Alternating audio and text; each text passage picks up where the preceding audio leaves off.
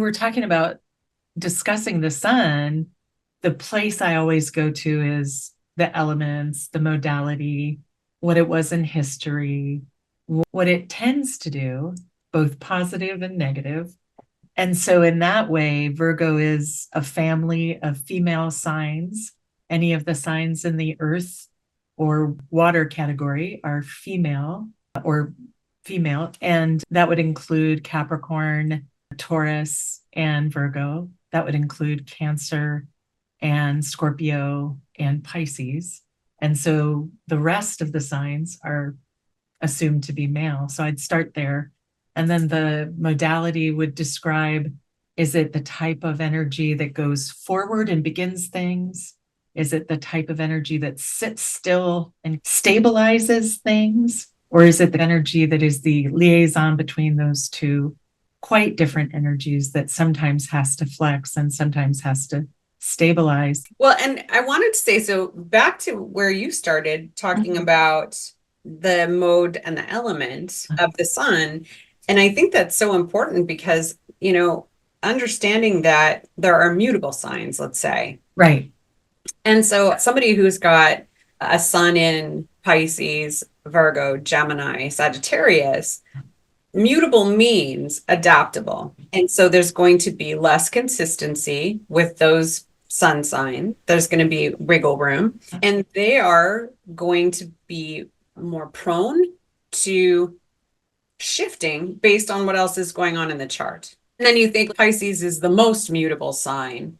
So depending on what else is going on in the chart, I think Pisces also another sign that has been hard to nail down, and sun sign descriptions haven't done it justice, I don't think. I agree with you. Jeff Dower used to posit that Pisces is the reason why he doesn't want astrology institutionalized or to become part of our systems, because the ability of people to flick Pisces off of the map is too built up.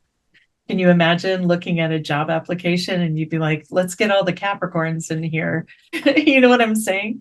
Like there would be real and damaging judgments. Yes.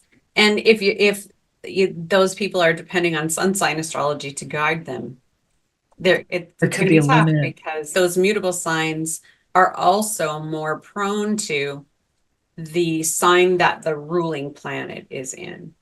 For Pisces, what's Jupiter doing? Also, does that sun have a relationship to Neptune? Which ruling planet is it more affiliated to? And is it going to express? There's such a deep story. It's interesting when you work with groups. So just this last month, I've had a couple experiences being able to work in groups. What I noticed is the assumption that certain people really resonate with their sun sign versus people who don't necessarily resonate with their sun sign isn't always the easiest thing to pin down. And what I'm realizing is that the weight on the ruling planet, I think, needs to be heavier a lot of the time.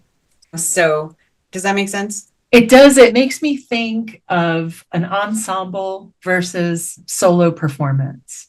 But to think of the mutable sun as part of this larger ensemble, or someone who is actively holding a container for many elements, it's really quite different. Getting there can be a real hurdle. And there's that piece of where do you let people bump up against you? And I think because mutable is the adjusting modality, that is, of course, you're going to be experiencing people bumping up against you. You'll want a system for working with these different energies in a way that perhaps cardinal and fixed don't have to accommodate. Whereas if you look at the fixed signs, so Leo, Scorpio, Taurus, Aquarius, fixed sun signs are often going to be far more like their sun, because that fixed energy is exactly as we describe it. Fixed. It's available. It's not going to move. It's available.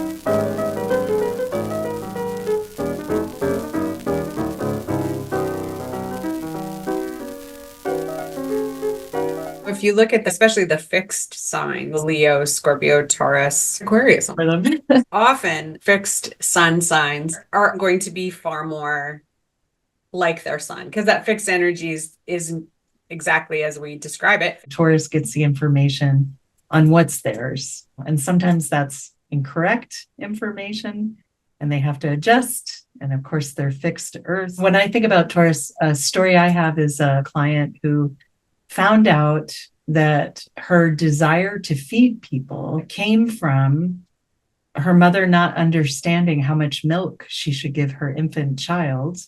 And so she gave her 1/3 of the total that she should have. Her mother, in desperation, a month into her life, was like, this child is screaming, and found out you have to feed her so much more. So throughout her life, she made sure to have food for other people. I don't think it's a common Taurus thing, but that sense of creating a luxurious life for themselves. I don't know quite how to put it. It's a like really tactile sign, right? Very, very sensual. Taurus is a very sensual. It wants to activate all of the senses. It's that part of Venus. Comfort is always the word for Taurus. Whatever it is to them. Walking out in the forest, whatever the components are. Their stuff is theirs, and it's not yours by necessity. You may not get information from them. Maybe you will, but it's their information.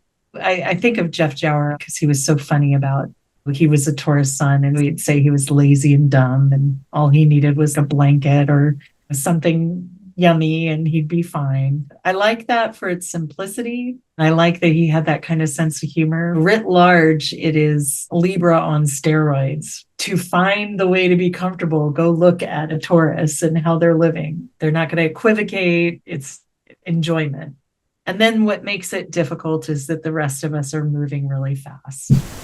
Emotionally, there may be an inclination to suppress because there's so much capacity. Then you start to get a volcano because you're creating pressure where there doesn't need to be pressure, or there shouldn't be pressure. The other part is for a Taurus to allow simple expression to be part of their processing. That's an interesting way to describe it, because I know Diamond and Libra gets put together often. But to me, Diamond is so much more of a Taurus thing.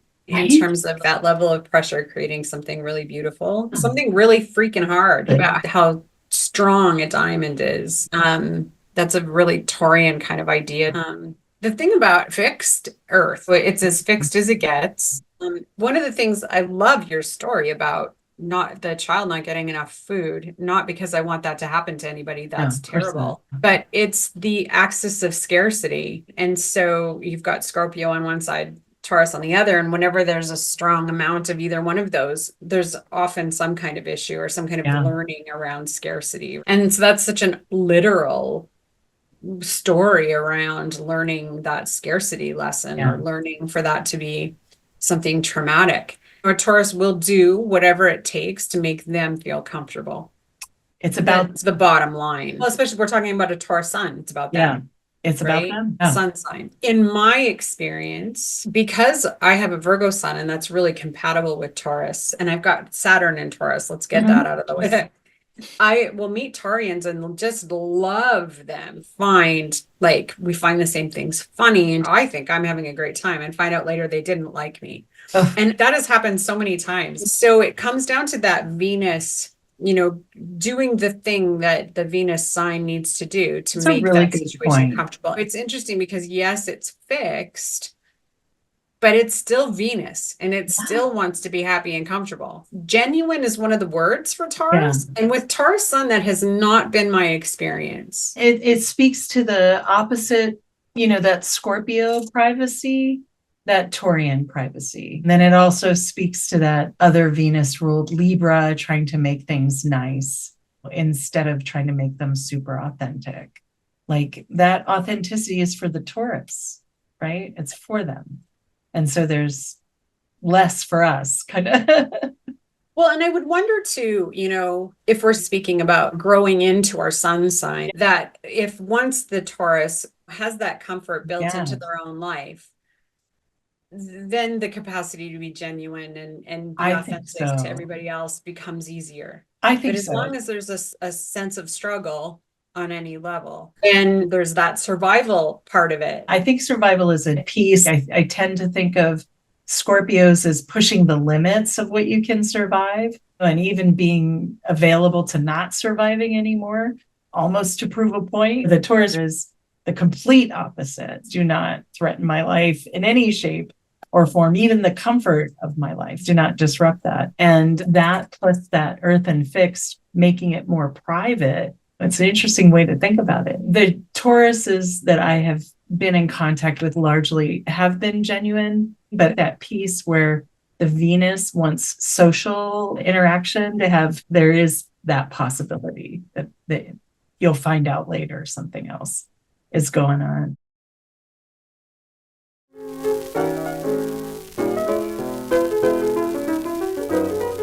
So I have to share with you, they weren't specifically for us today. That's perfect, Tracy. Holy cow. Just perfect. But you have to hear it, right? I think that's perfect. Well, because Virgos often have to remind people that they're a delight. Which is crazy. When I discovered astrology as a teenager, read about Virgo. Let me just say, Virgo at the time, I don't know if it's improved, was one of the most horribly written sun sign description in any book you read, because I literally should just be in a library bitching at people because they're not doing anything right. That was the only sign that they would describe as fussy, right? Or to have any imperfections, right? I mean, there's even bad to all the signs, but even the most positive Virgo was like, and almost written like, I'm sorry they're on the planet. Interestingly, the only female symbol in the entire zodiac. And even that with the concept of the Virgin, and then come to find out through translations that that means a woman who is unto herself, a woman who directs her own future.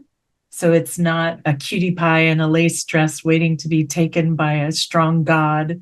It's very different. Insisting on meeting as equals, I would say. I want to add, because we were talking about Virgo, that idea of Virgo being, the strong female that doesn't need, the strong person who doesn't need anybody else and therefore virgin, that came from Patricia Walsh. Oh, that's beautiful. So I'm going to credit her for that because she gave a talk at NORWAC that was like, that was the NORWAC that every time I looked at her, I cried. She just like, every time she opened her mouth, she just touched something in me that was just like, it was quite intense. I'm in the part of the country where Patricia is, and I was hanging out with an astrologer who is local yesterday. And we were kind of talking about all of the things that we talk about when we talk about astrology.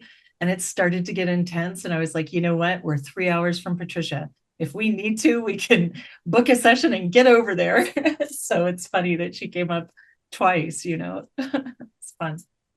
Yeah. Well, and she really does a great job of describing like the more archetypal and the seeds of where things came from, you know.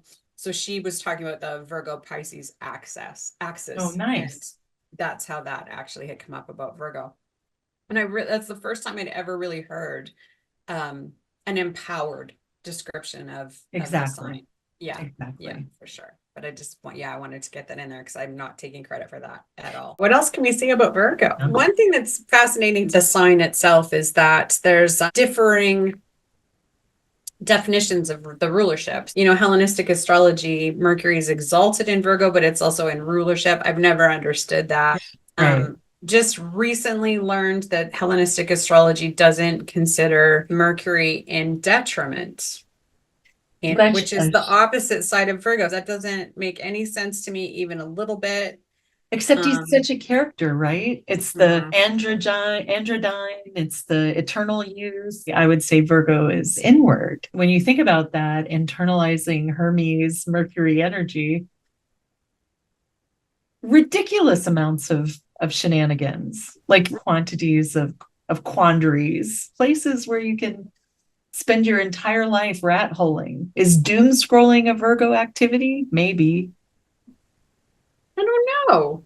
As a Virgo sun myself, it doesn't feel practical enough. It's the Virgos don't like waste. That is every Virgo I know, unless there's like really extenuating circumstances. They don't like waste. I guess I doom scrolled in the way that I like would dive into these wormholes of astrology debates on Twitter, diving into those arguments and seeing what other people had to say. And that was definitely something I did a lot back then. I've seen this more than once, maybe several times, where somebody has said Virgo being mutable, just like this idea that can water be fixed, can Oh, earth interesting. be mutable, right? It's interesting when you have a dialogue to find out people's irritation with Yeah, Virgo. It often comes down to you were corrected by a Virgo and that pissed you off, or you were right. repeatedly corrected by a Virgo and now you have issues around Yeah, it. in relation to like the doom scrolling, it's the inward force of that mercurial component. You can investigate endlessly. It's the same problem for Geminis, but I've heard, I think Laura Nalbandian described it as a broken mirror. If you only look at the shards, you're going to get really confused about what the image is. But if you put all the shards back together and take a step back, you get a greater vision, which is Gemini. For Virgo, a struggle is analysis paralysis.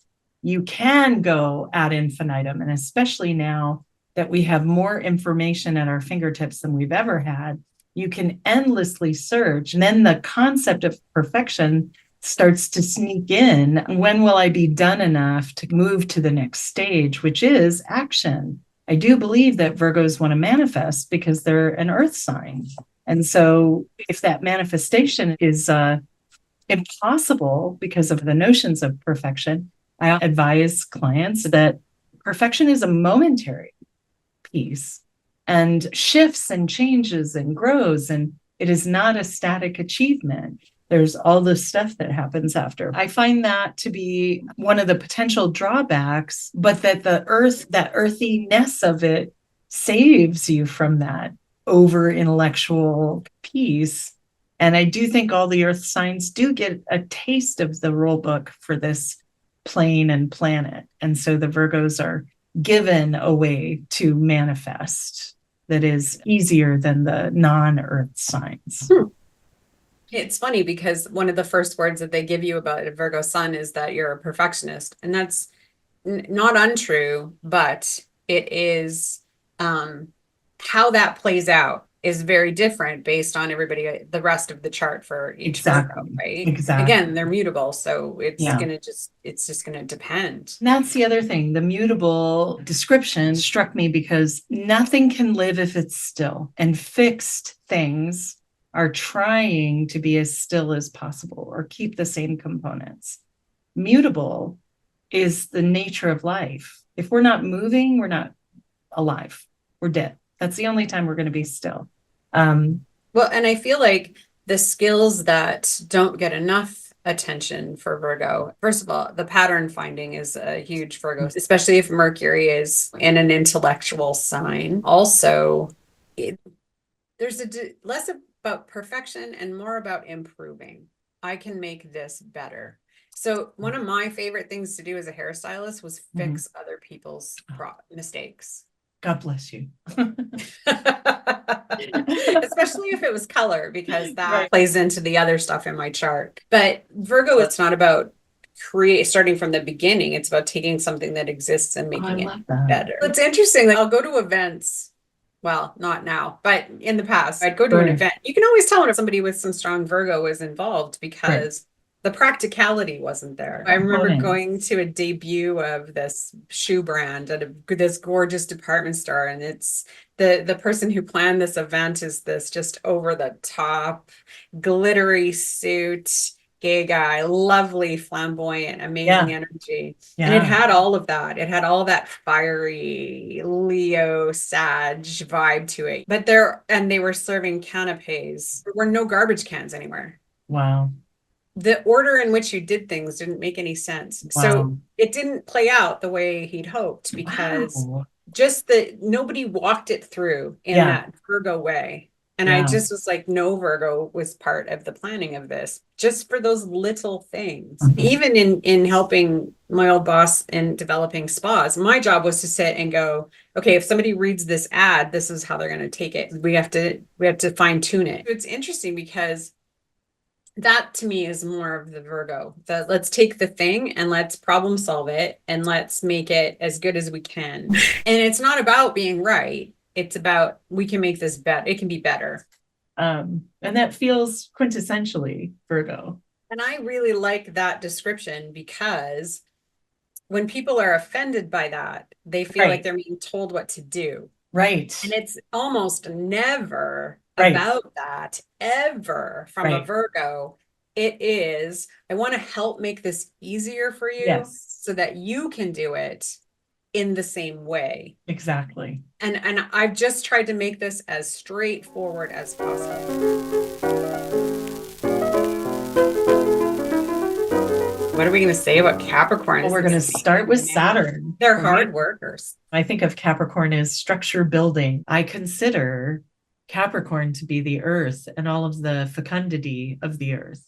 And I do not think of it as a male sign. I think of it as the generative quality of the earth. You would assume it is the most masculine, potentially intellectual, but really just cunning energy that is out there. But the sun in Capricorn, oh boy, you get the actual rules for the planet and you can do whatever you want with that. And people will come to you and you will know what they can do to fit into this cool vision you've come up with. And that can grow and grow and grow and grow. You can move from height to height. My husband, who has a Capricorn moon, says, when you get to the top of the mountain, what do? And he goes, you keep going. I've got a picture that I saved when I first started creating stuff for social media, and it's a goat, which is the symbol for Capricorn. It's standing atop what looks like a very fragile tree. You look at it and you're like, I don't understand how you got there, but it's quite comfortably eating the leaves on top of the tree. It's reached its point. It's being rewarded for its hard work. It's just sitting at the top of this tree. I feel like that is so Capricorn. I like it because it highlights the difference between Aquarius and Capricorn. Ensemble work, I'm in charge. One of my pivotal learning moments about Capricorn energy was with a mentor. We were in the beauty industry, and the company we worked for was expanding in this really big way.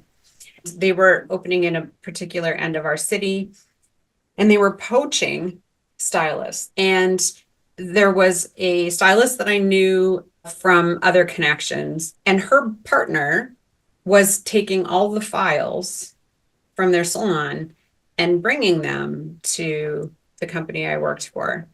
And I made a judgment call and I called her. Yeah. I said, I can't. Morally, this is really hurting my feelings. And I just feel like you need to know it. And when I had a conversation with this mentor, her response was, and I'd like to add that there was this spiritual morality about this person who really loved talking about the karma and the spiritual thrust of things. When I confronted her about this, because I was losing sleep over this, is you're really screwing with somebody's livelihood. And I mean, it was interesting because this salon owner wasn't even somebody I liked particularly, right. But still fundamentally, I was really having a hard time with this. Her response was, well, that's just business. And I think back to this ability to say, okay, I can separate myself from this. Capricorn has that ability. Yes. To just like set a sight on a goal and just make it happen. It has the Saturnian ability just to commit to an idea, and it will just drive forward to reach its goal. And if things have to crumble for that to happen, it doesn't matter. And their morals are flexible because there's a goal, and that's the most important part. The other things, they're secondary. Goal achieving machines. Sometimes what I have to remind myself of is that Mars is exalted in Capricorn. So that driving Mars energy feels special in Capricorn. So if you think about any sign that can make Mars feel special, it's got to have some intense driving energy. And not only that, what springs to mind is if Mars in Capricorn doesn't diligently work to achieve goals, that feeling goes away. They have to continue. That brings it back to that modality piece, which is the cardinals are here to start projects. It's constantly starting over. And so they're handing off projects and they are preparing things to establish, but they will be established by someone else. They are on the move. The one thing that gets left out with Capricorn, it's on the axis with Cancer. And so it's a very family-oriented sign. And it is very committed when it comes to its people. I think that gets left behind, but there is a great devotion to the people that Capricorn cares about. And the potential for warmth, knowing the rules of this place includes knowing what pleases you. And so that ability to create a luscious life for yourself is right there. I have really good friends who are Capricorns, and I have acknowledged that with all of that energy to do, they do a lot more covert things that benefit their families than they ever get credit for. And you can rest assured that you can give accolades to a Capricorn because you haven't seen all of the ways that they've worked with what exists to improve it, right? But the other part of that is Capricorn is Aquarius. I'm going to get a little raunchy here. Maybe Aquarius is a dominatrix and doesn't mind spanking you. A Capricorn would like it. You know, this is the first sign where that energy of working with the breaking point, whatever it is, you know, finding those places can include quite cold clinical abuse or quite cold clinical sadism. I don't want to leave it out. I don't want to overemphasize it. In no way am I saying every Capricorn has that. But because there is that ability, like we've been talking about, to have a shifting morality, there is a capacity that there may not be in other signs. That doesn't mean other signs can't create devastation in their wake. I have the belief that once we're in a human suit, we are going to make mistakes that may impact other people. And, you know, it could behoove us to stop that because there's enough in life to devastate all of us. Capricorn's powerful. I'd like to expand a little bit when you were comparing Capricorn and Aquarius. Both are traditionally ruled by Saturn. And so what I find is, like, when you're talking about the idea of the dominatrix, the Saturn ruled signs want to know what the boundaries are, know where, and so they'll push those to see where the limits are so that they can work within them and show other people where they are. With Aquarius being an air sign, it's more the mental boundaries. Whereas Capricorn and Earth, it's the physical boundaries. It can very well manifest in that way. Capricorn needs to push the physical boundaries to see where they, and then also do that with others. There is a value thing that comes with Capricorns. Leo gets blamed for being posh. That's actually not my experience. Capricorns are the label whores of the Zodiac. Capricorns like good quality labels. And part of that is, I want you to know how hard I've worked to be able to have access to these people, to have access to these materials. It makes perfect sense. There needs to be a way to show that to the world that they've done that. But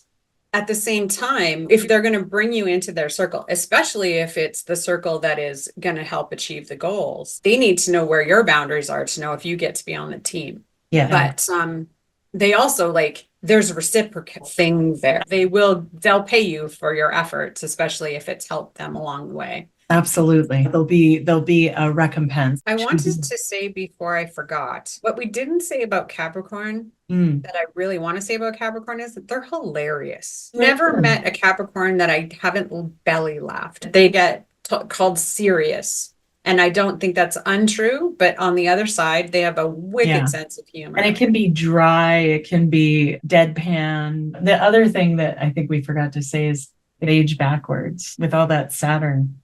And that may be true for the Aquarius as well. Yeah.